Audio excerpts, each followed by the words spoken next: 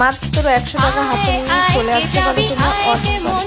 হ্যাঁ, water park, এটা আমিও এখানে পৌঁছে গেছি। দেখো বাচ্চাদের খেলার কত জিনিস আছে। তো চলে এলাম ওয়াটার পার্কের ভিতরে।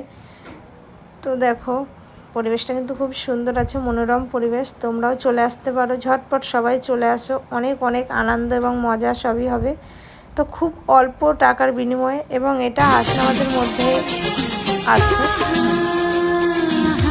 সবাই মিলে অনেক অনেক আনন্দ করছি।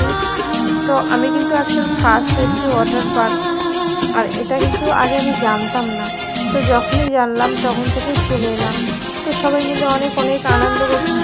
তোমরাও আসো, আনন্দ করো। পার্কটির আসল নাম গ্রাম বাংলা রিসর্ট।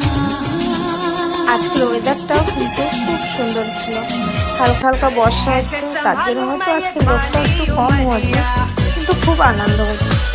তো দেখা যাক এখানকার পুরো অ্যাড্রেসটা এখান থেকে শুনে নিয়ে তোমাদেরকে জানাবো। তো আমরা আসলাম নিমদারিয়া ওয়াটার পার্ক। সুন্দর একটা ভিউ। তো ফার্স্ট এসছি, আর এখানকার মানে অ্যাড্রেসটা মাসিমা বলে দেবে, কারণ আমি তো জানি না সঠিক।